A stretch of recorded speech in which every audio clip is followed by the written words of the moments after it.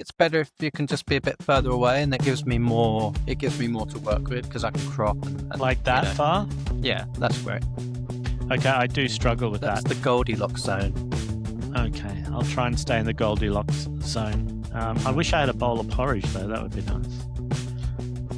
Welcome back to another episode of Tell Me Where I'm Going Wrong, a podcast where two exes who are still really, really, really great friends talk about pop culture, politics, reality TV, and the onset of World War III. I'm Sean, and that's Josh. How are you, Josh? Hi, Sean, my really, really, really great friend. I'm okay, thank you. How are you?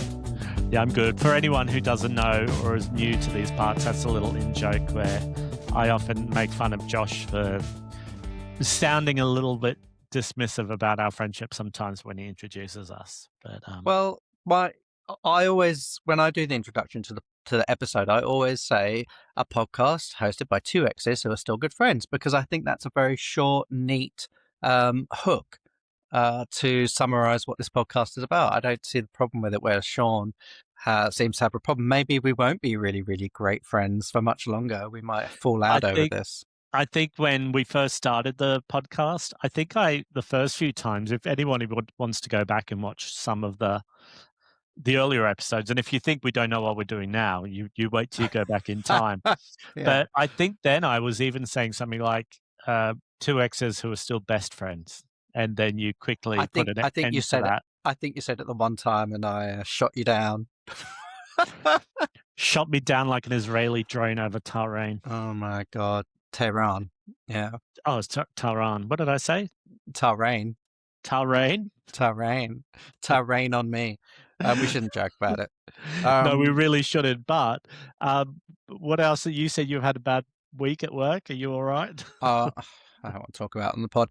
Suffice to say, it's been a long week. I feel like it hasn't been 17, but it feels like I've worked about 17 days in a row. And that included going to work in the morning and then going straight from work to host the open mic last weekend. Anyway, it's been a long couple of weeks, and I now have 3 days off, and I'm very excited. And so I'm celebrating in my customary way with a glass of port. So cheers, everyone. Why is port your drink of choice? What's so good about port? It's like red wine on steroids to me. It's a sort of sweet and rich red wine, and it's got a slightly more syrupy. Is that the right grammar? I don't know. A slightly more syrupy, not texture. What's the word? Consistency. And it goes down the throat nice and easy. It's very nice. Down the gullet. Down the hatch. Right. Well, let's start this week by chatting about something that I watched, and I think you partially watched. Oh God, yeah. A docu-series on Netflix. I don't know if it's available on other platforms, but the name of it is Reality Check, and it's a docu-series about the reality TV show called America's Next Top Model. Now, you found it quite a grueling watch, and you didn't get through the whole thing, did you? No, it's I think a 3-part series, and I got through 1.5 episodes, and I had to turn it off. Sorry, my phone has suddenly turned on Alexa for some reason. So not Alexa, Okay. what's it called? Siri. Oh, it must be because I said series. Anyway, sorry, it's a 3-part series. I think I made it through 1.5 episodes, and it was so horrific. I couldn't watch anymore. Be careful your phone doesn't dial Tyra Banks while we're chatting. I doubt she'd pick up to me. She doesn't seem to pick up to anyone these days. I can't imagine there would be anybody watching this who wouldn't be at least aware of what America's Next Top Model is. But just to let you know, it was a reality competition show that premiered in 2003, and it was created and hosted by Tyra Banks, who is a world-famous model. Some might say supermodel. Some might say she was just a very successful model. And now an Australian ice cream entrepreneur. Yeah, well, that's a bit strange, isn't it? But this show was one of the first sort of competition-based shows. Now, there have been so many since, like what are the ones where they have to design clothes and make clothes? What's that one called? Well, I don't know. I'm going to try really hard not to get on my soapbox about reality TV in this episode. But I don't watch any reality TV. Sorry, I just remembered it. It came to me while you were moaning. Project Project Runway. Oh, Um, okay. so you've heard of that, right? I've heard of it. Yeah. And so even something like RuPaul's Drag Race was really inspired by, Next Top Model. Like, they took a lot of the formats and even made fun of it. Um, and RuPaul was a big fan of Top Model, but Hmm. America's Next Top Model had like a judging panel, and it was set up where they would bring undiscovered young women who wanted to be models and have them live in a house together, kind of like Big Brother, and then film challenges and do runways and photo shoots. But what this documentary shows was how problematic the the content was and how they got the content. What was your takeaway from the series, or what you watched of it?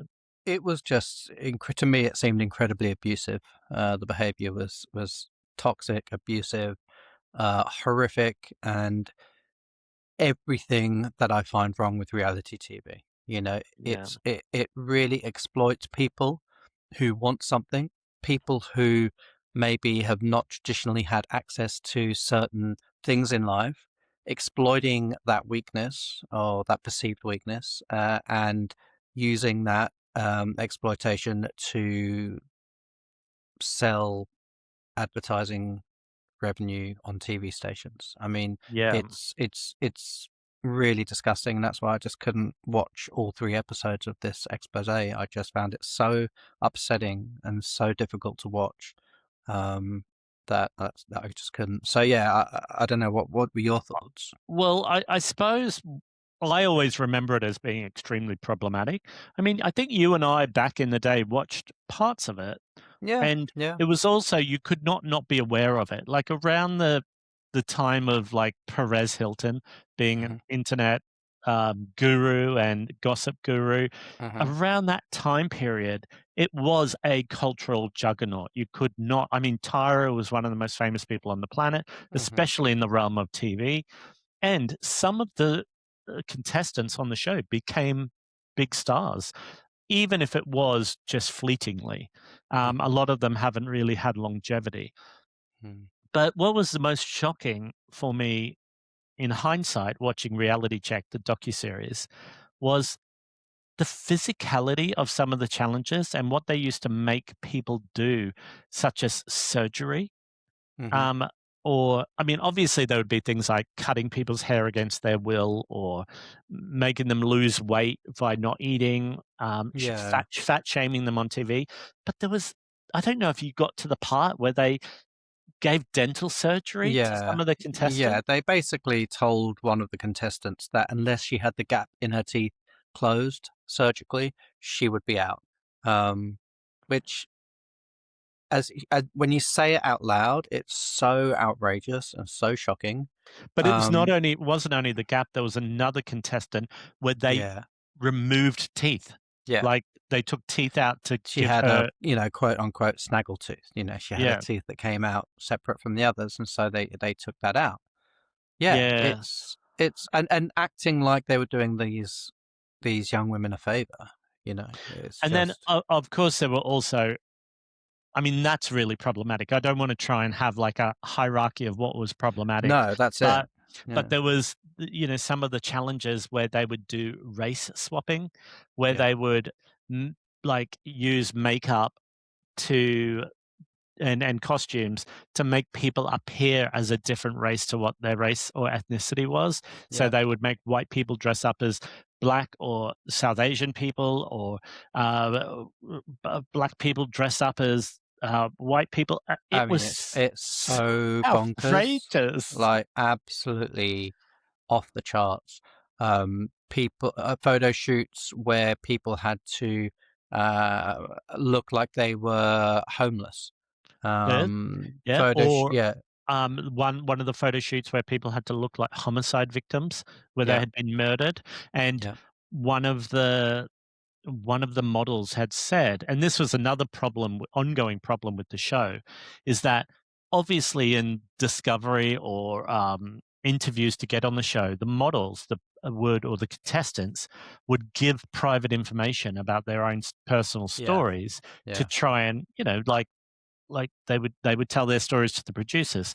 The Hmm. producers would then use that to try and trigger the contestants into emotional reactions. So Yeah. one of the contestants, in real life, her mother, prior to being on the show, her mother had been shot and Hmm. left partially paralyzed. Hmm. And so she was made to participate in this photo shoot where she was a gunshot victim.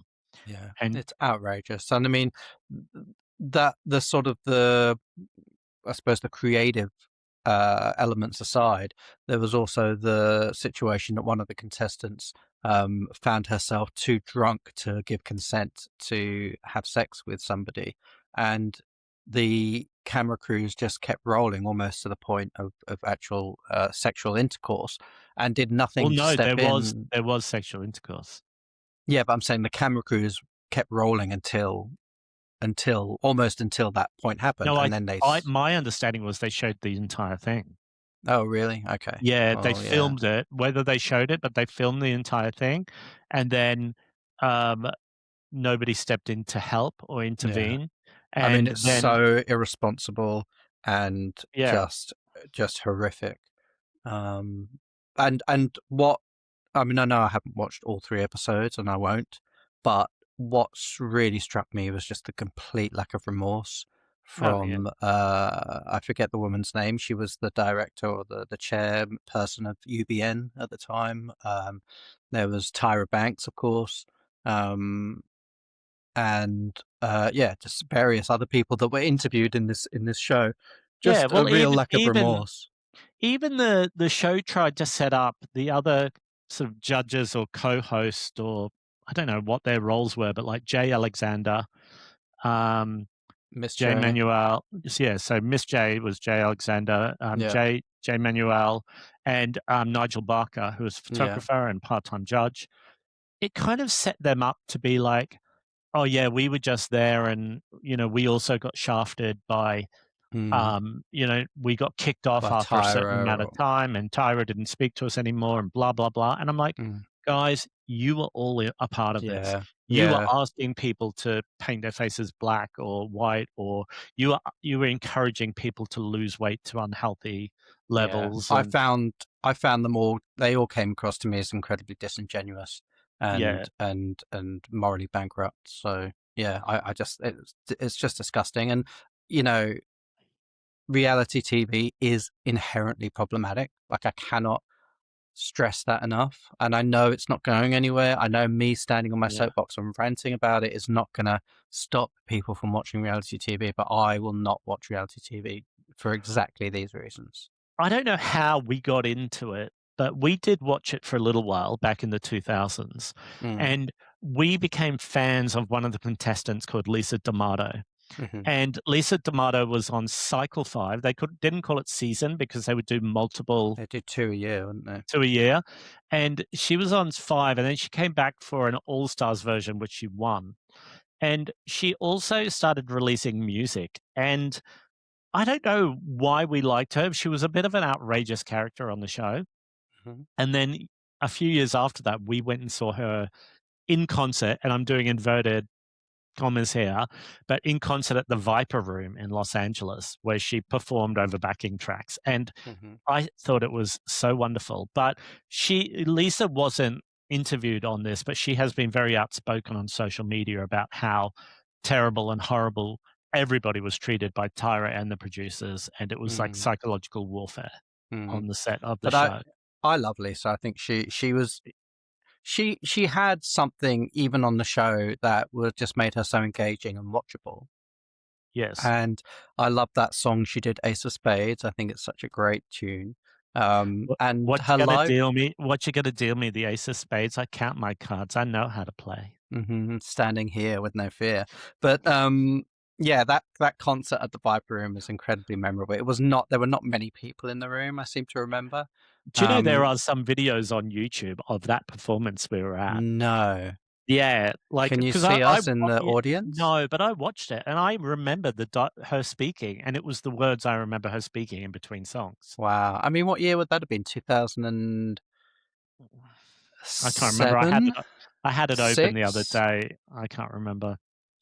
Wow. Um, Well, Anyway, I think that's a chapter. I don't know if they're planning on bringing Top Model back. That's why they were making this series as sort of a redemption arc for the concept of the show and try and mm, bring it back. I mean, by the time it ended, they even fired Tyra from it, and it was hosted in the last cycle or second last cycle by Rita Ora.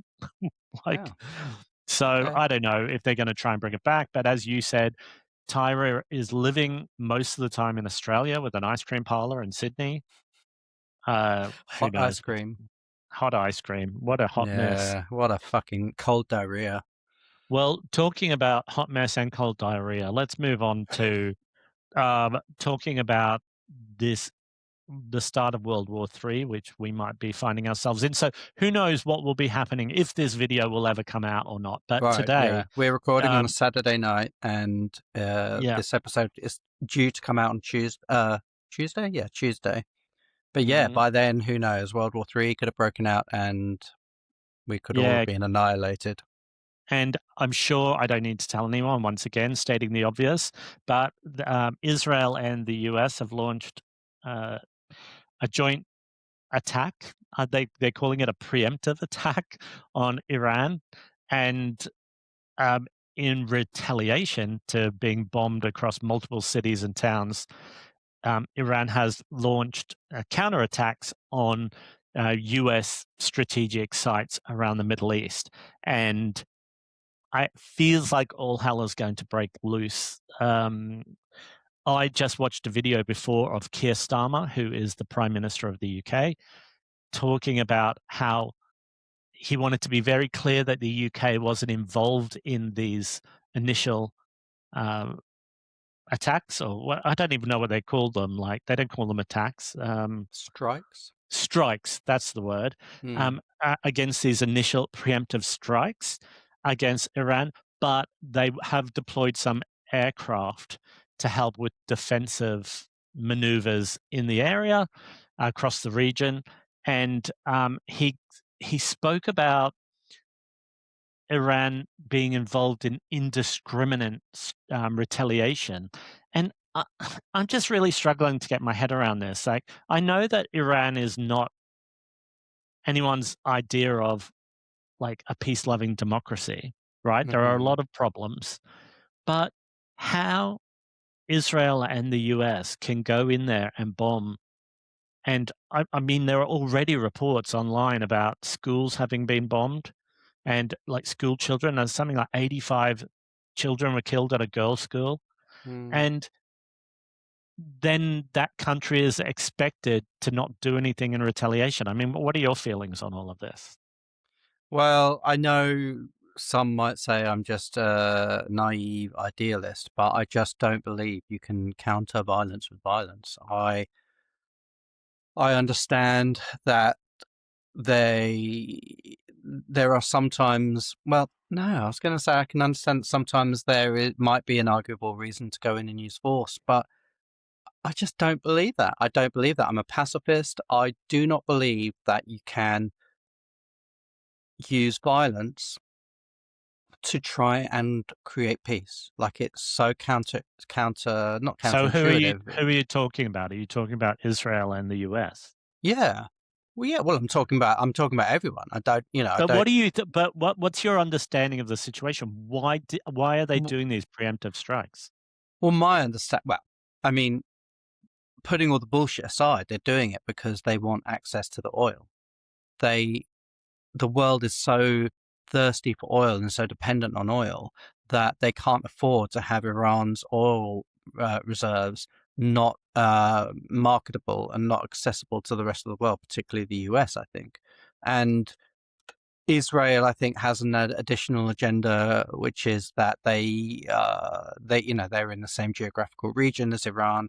They want the threat of Iranian uh, not invasion, but Iranian hostility towards the state of Israel. Um, there are so many things going on at the same time, and that there is a there is a legitimate concern, I think, about the regime in Iran, that they are incredibly problematic and But isn't that funny that, well, not even funny, but if somebody is going to police a regime on being Mm, mm. That it's problematic or not, that Israel. it's gonna be Israel and the US. I mean, I know. It's so the ludicrous. US is currently, like, blowing up Venezuelan ships, killing people in the street, their own citizens in the street, deporting Hmm. people to prisons, I mean, and I then mean, and just then talk and about then Israel and the genocide in Gaza. I well, mean, yeah. these people are not, like, moral crusaders. No, and you have to you don't have to look very far back in U.S. history to see what a fucking pig's ear they well let's not be mean to pigs. What a Oh, poor shit pigs. show! What a shit show they've done where in the past when they've gone in to quote unquote liberate other countries around the Well, world. that's it. I mean, I made a note there saying, um, well, I mean, I said the USA does not have a good record of bringing peace, stability, and safety to the Middle East, Mm-mm, no, and Israel cannot or be anywhere taken in the world. yeah, and Israel cannot be taken seriously as anything other than a terrorist state. I mean, Mm. that's how I feel. But also, just a minute before I got online to chat with you, um, I found out something that I didn't know. Did you know that in what year was it? An airplane was shot down by a Iranian airline was shot down by the US armed forces, and 290 people on board. It was a passenger jet, and When 290 people. was this? Um, when And was what it? shot down over Iran Oh, it was or? over the ocean. It was in the air. It was a commercial jet. It was flying on a commercial jet. It was Mm, during, the Iranian and Iraq war. mm-hmm, Iran, and so who was the president then? Ronald Reagan, or it was in 1988, and mm. they shot down this um, airline, this commercial Iran Air Flight 655. 290 people on board died, and Was then that George Bush Senior in and well, 1988? I I can't no, remember. I thought it was Ronald Reagan Reagan, at the very, maybe, very end of maybe, yeah. Reagan, wasn't it? But anyway, the US government, there was this big investigation, and the US ended up paying money to, I don't know, it was something like $70 million to the families of the people who were on the plane, as long as they didn't have to admit wrongdoing. And so, that's shooting down the national like airline of this country that they're now also attacking. And this was Mm, what, 30, 40 years ago? mm. Then also, did you know, going back to 1953, that the UK and the US worked together to do a coup and oust the prime minister of Iran and Yeah, I beg, yeah, destabilize the country? yeah. And But that the was, and do you know what came of that? The Anglo-Iranian Oil Company was seized and turned into British Petroleum. yeah, yeah, So, yeah. where, like, history is just on a loop, right? Hmm. Like, And I could be completely wrong on this, but I believe that the Anglo-Iranian Oil Company was found to hit this. I could be wrong, but so apologies. I'm not fact checking this, but people can tell me in the comments. But I believe that was founded on the riches made by mining Mount Morgan in Queensland, Australia, where do you you and think I had a house a long, long time ago and lived. yeah, I remember it being connected to BP, but I Mm. don't know if what came first. Um, Anyway, so that's just but an odd also, tangent. how much of this do you think is Trump and his, like, Distraction. yeah, like all of the creatures he surrounds himself with, trying to distract from the mess that is the Epstein files? Yeah, a huge part, a huge, huge part. But I also know that it's to do with oil as well. There are multiple reasons for wanting to do this, but yeah, the Epstein Well, distraction is a huge part. once again, we don't know what we're talking about, but there's a strait of water or a body of water where a lot of the oil is shipped through, and Hmm. I think that it's about 20% or a fifth of the world's raw crude oil supplies, and it's under Iran control. Hmm. So if Iran shuts that down or it Mm, becomes unusable due to war, mm, I mean, that's gonna make the financial, stresses connected to what happened in Ukraine look like nothing. I yeah. mean, if a fifth of the world's oil supply gets interrupted, I mean, Mm. our lives are just gonna become And so also, I different. mean, I've not consciously thought about this now for probably a couple of weeks, but which is shocking now that I think of it. But like, what the fuck is happening in Venezuela? Like, I've Yeah, not seen any news reporting about that in the last couple of weeks. That's like ancient history now. How long ago did yeah, that happen? Was it about five and what weeks ago, 6 weeks and what ago? happened to that man, like, and his Yeah, wife yeah. Like that Maduro, they right? took? Like, is he still in prison in New York, like under investigation? Has he been charged? Like, what the fuck is like? It's just And the world is so ridiculous, what sort of ridiculous power vacuum have they left there, and what sort of right? fucking So shenanigans is going on? it's so shameless, the the pursuit of oil and the pursuit to control the world's oil supplies. And what I found really interesting, I can't remember if I can find the link, I will put it in the show notes. But what I found so interesting is that obviously not knowing anything about engineering or oil or petroleum, I just thought oil is oil, but that's not the case. That oil is very different. And so oil reserves in different parts of the world have very different qualities. Much like my Saturday night port, um, there are certain oils, such as the oil from Venezuela, that is much thicker, and the refineries that the US has built over the last, I don't know how long has oil been used as a source of fuel. I don't know, 60, 70, 80, 90 years. I've no idea.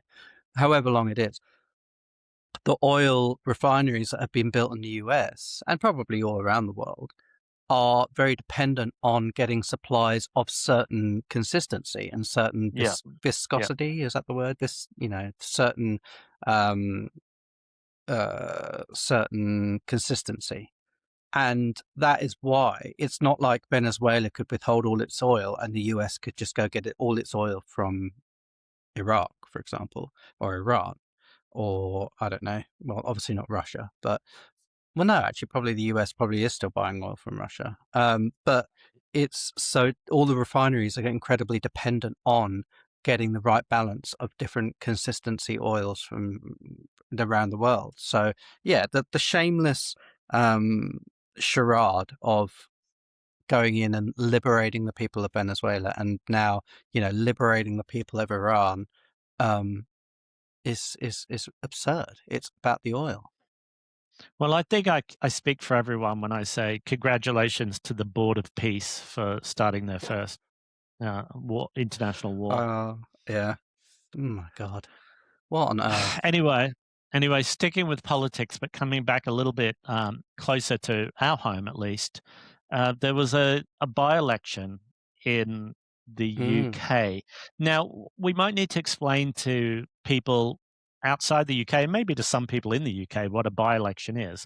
But when there's a member of parliament for a constituency or an area, and then the member of parliament either dies or retires during their term, there needs to be a special election just to find a replacement for that one area. I don't know how many constituencies there are around the country. Do you know? Is it 300 and some? How many MPs are there? No, it must be more than that. Um, oh, I don't know So, actually. Yeah. anyway, this by-election was held on the 26th of February after the sitting MP Andrew Gwynn resigned for health reasons. He had been sitting as an independent after being suspended from the Labour Party prior to his resignation. Do you know why Hmm. he was? No, I don't. I don't. He had written all of these like really highly inappropriate messages in WhatsApp messages, making fun of uh, Diana Abbott and just He really. was a Labour MP He was a Labour MP, making fun then of he another Labour MP. Oh, yeah, and making fun of everyone and saying really outrageous So things I've and just had a inappropriate quick, things. just done a bit of live research. There are 650 parliamentary Oh, constituencies in the okay. United Kingdom. There you go. So anyway, he resigned and said it was for health reasons, and maybe it was because of the stress of relate what he went through. Mm. Now, there was a bit of drama leading into this by-election because Andy Burnham, who is the mayor of Greater Manchester, and he's a hugely, hugely popular And politician. yeah, Sorry? Yeah? no, I was just going to say, yeah, because this constituency is very close to Greater Manchester, or is it within Well, Greater Manchester, or it's yeah? part of Greater Manchester. It's southeast Mm. of, the main part of Manchester, and Andy Burnham is the mayor, and he's been the mayor of Manchester since 2017. He put himself forward. He's a member of the Labour Party. He put himself forward to run in this seat to become a member of parliament, and what do you call it? The executive committee or whatever they are, Parliamentary Labour Party, is it PLP, or I the don't know. parliamentary executive committee or whatever it is of the Labour Party blocked him from Hmm. running, and it was a big drama. Because there have been lots of rumours that he might be a challenger to Keir Starmer as leader of the party and therefore prime minister. But in order for him to do that, he would have to be an MP in the House of Commons. And yeah, so a Yes. lot of Yeah. people were, I think, quite rightly, very skeptical of the decision not to allow him to run there because it was purely to keep him out of the running as a challenger to Keir Starmer. Yeah. Oh, so Um, that's what it's called. It's the National Executive Committee. oh So yeah, it's yeah. Labour's National Executive Committee voted to block him from running, and so anyway, they kind of really shot themselves in the foot, didn't they? Because for these last however long, it's been a very, very safe seat and area for Labor. Labor has held it quite comfortably.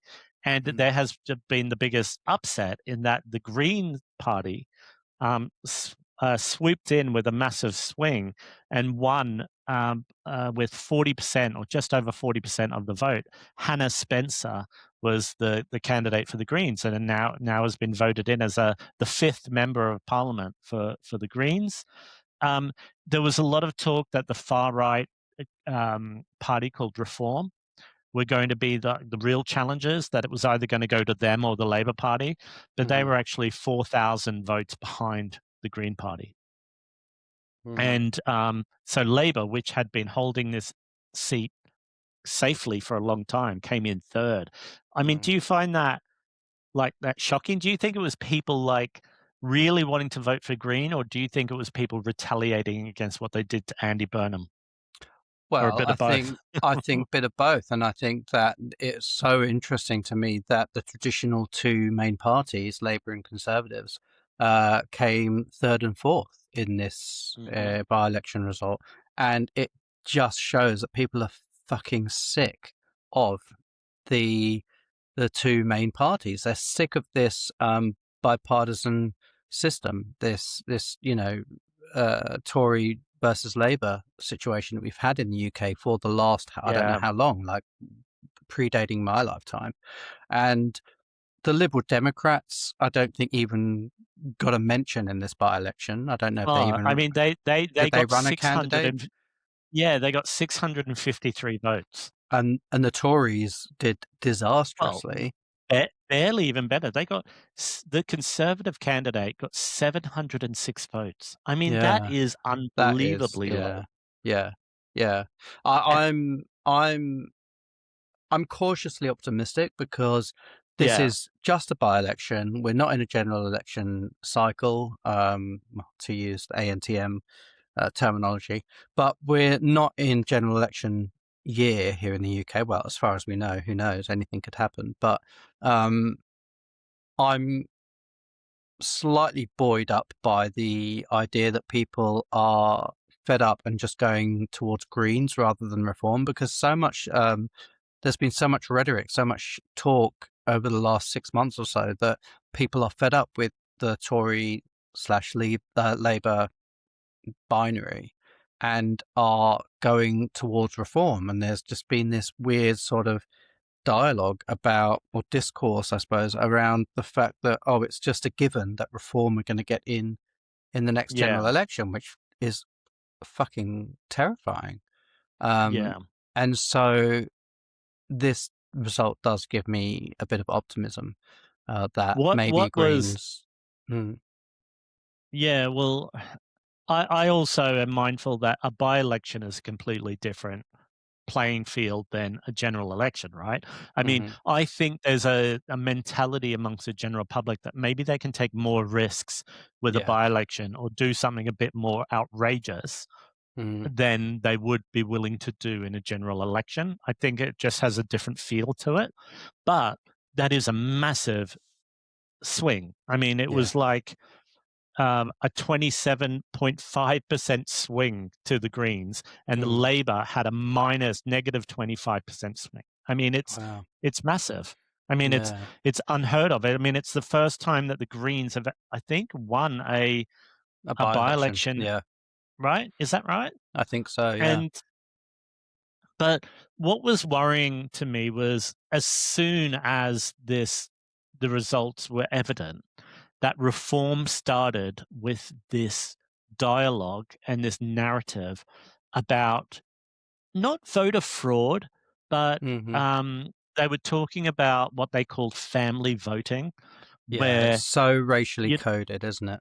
yeah, and just to explain to people, what people mean by family voting is where when you go into a voting booth in the UK, you're meant to go in on your own unless you really need assistance to like see the ballot paper or to stand up while you're voting or to access it.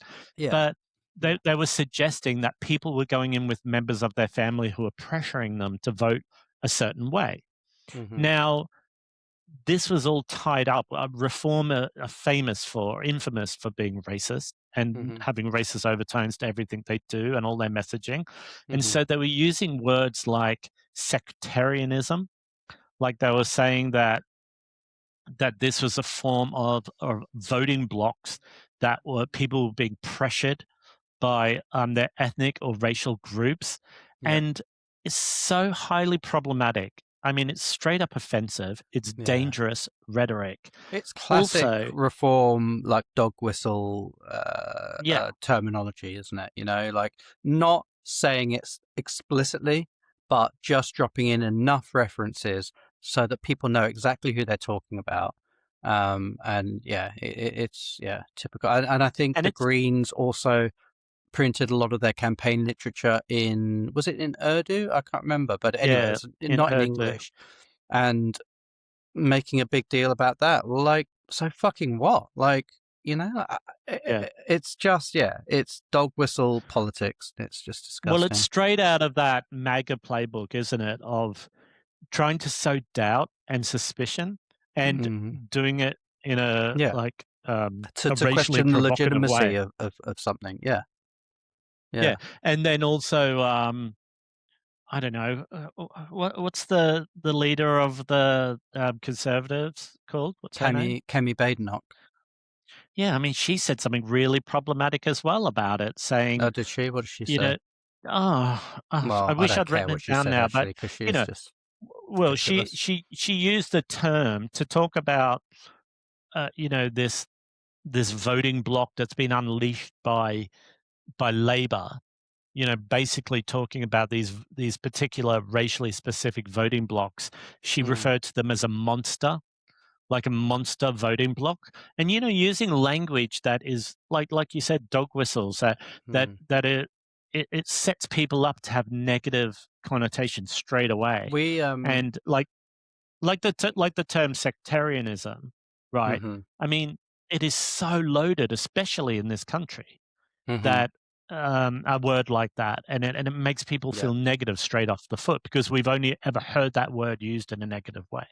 Yeah, cool. We don't really have time to get into it this week, but next week, if we can remember, if you remind me, I'd really love to talk about the Tories and the Conservative Party's downfall and their their complete inability to grasp what their members or what their voters' values are in electing two people of color as the leaders of the party and how it's contributed to their downfall, which I find sad but ironic and also quite amusing at the same time, in a very twisted way. But we can talk about it next week, perhaps.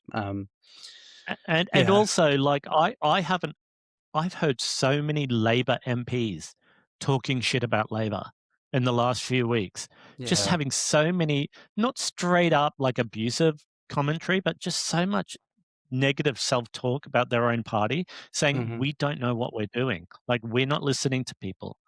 And I think that Labor's support, or at the very least, if you wanted to be like generous to them, their reluctance to stand up to Israel, but I see it as like a support. I don't think they're realizing how much the general public are resisting this and how upset people are. yeah. And I think And I it's really, really affecting it. and I think they 10 years ago they would have been in uh, a lot safer a position than they are now. But because we've gotten to this place in sort of modern quote unquote Western democratic societies where people are sick of the two party system, they are in a much more precarious position. 10 years ago, they wouldn't have had to worry so much. People would have voted firmly for either Labour or Tory.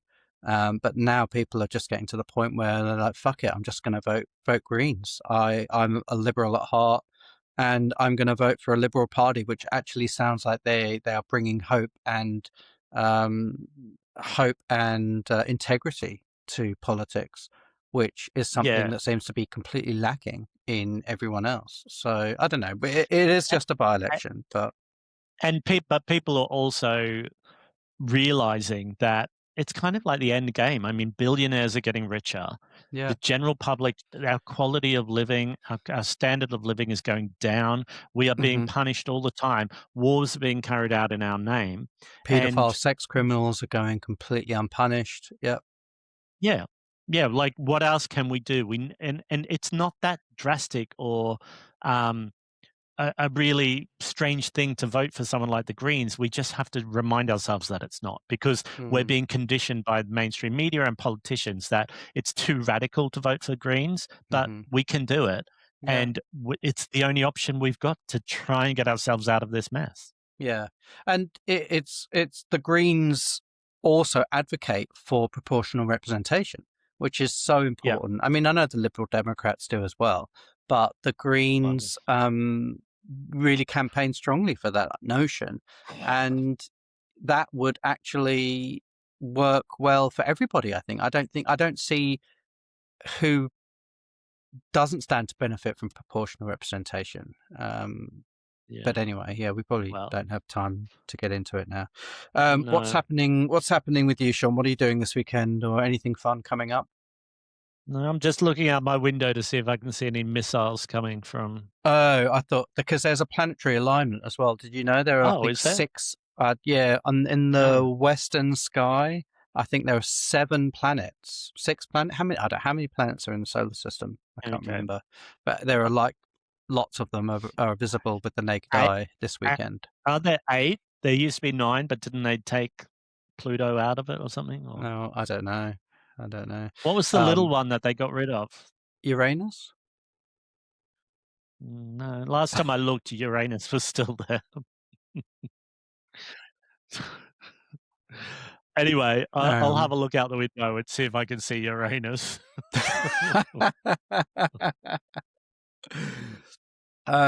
okay, so no other things to, I mean, apart from obviously the Beer Fest happening in September this year, anything else to talk about or promote? No, nothing at the moment.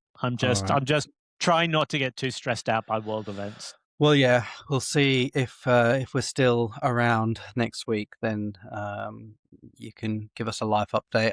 I've got nothing else to promote either. I don't think. Obviously, the open mic is happening at the end of this month on Sunday, the 29th of March. And if you want to come along, please feel free. Find me on Instagram at Josh and the Jumpstarts if you like. And Anything you else, can Sean? find me at FatGayVegan on Instagram, and go to fatgayvegan.com to catch up on all my latest musings.